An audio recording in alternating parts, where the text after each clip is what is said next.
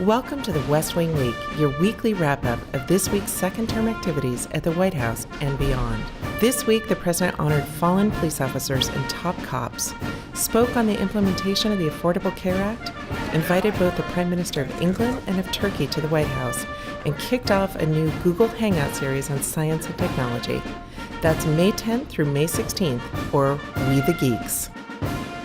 On Friday, the President spoke in the East Room about the ways the Affordable Care Act is already helping millions of Americans, like the women and families standing behind him, and the need to support it going forward. In a country as wealthy as this one, there was no reason why a family's security should be determined by the chance of an illness or an accident.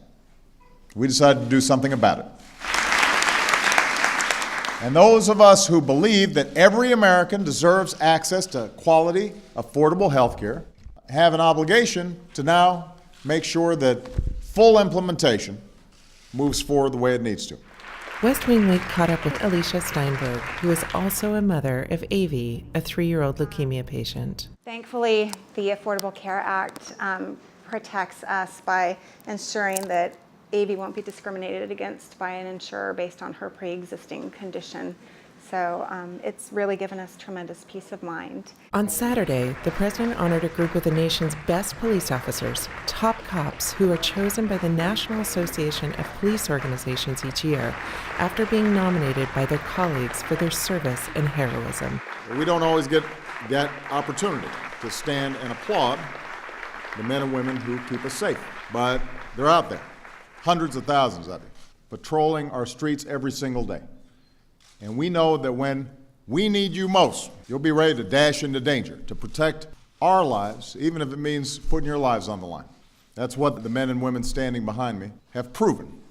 Their heart, their courage, their dedication. On Monday, Prime Minister Cameron arrived from London for a bilateral meeting in the Oval Office and then a press conference where they honored the strength of the alliance between the United States and the United Kingdom. The United Kingdom currently holds the presidency of the G8 and will host the group's next summit in June in Northern Ireland.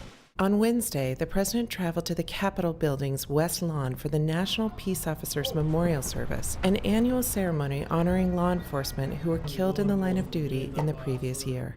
Bobby Kennedy once said that the fight against crime is a fight to preserve that quality of community which is at the root of our greatness. The 143 fallen officers we honor today put themselves on the front lines of that fight to preserve that quality of community and to protect the roots of our greatness.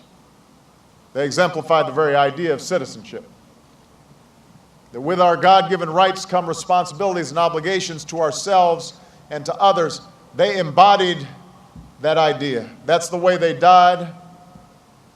That's how we must remember them, and that's how we must live. I'm sure he's proud of you, so keep making him proud, all right? That evening, the President delivered a statement on the situation regarding the Internal Revenue Service after meeting with senior Treasury officials. I've reviewed the Treasury Department Watchdog's report, and the misconduct that it uncovered is inexcusable. It's inexcusable, and Americans are right to be angry about it, and I am angry about it. On Thursday, the President welcomed Prime Minister Erdogan of Turkey to the White House to discuss issues ranging from economic development to the unfolding conflict in Syria. Before we get started, let me just make sure that I'm a good host. Mr. Prime Minister, do you want an umbrella? Because we can, there we go. That's good. You guys, I'm sorry about but Meanwhile, next door in the EOB, the White House kicked off the We the Geeks, a new series of Google Plus Hangouts with administration officials and key private sector contributors that highlight the future of science, technology, and innovation. That afternoon, the President convened a meeting with Secretary Hagel, Chairman Dempsey, and service secretaries, service chiefs, and senior enlisted advisors to discuss continuing efforts to address sexual assault in the military. This is a priority, and we will not stop until we've seen this scourge from what is the greatest military in the world eliminated. To find out more information on any of these topics, go to whitehouse.gov and tune in next week when Josh Arness returns to his regular scheduled post. I knew you weren't a politician because you look too cool.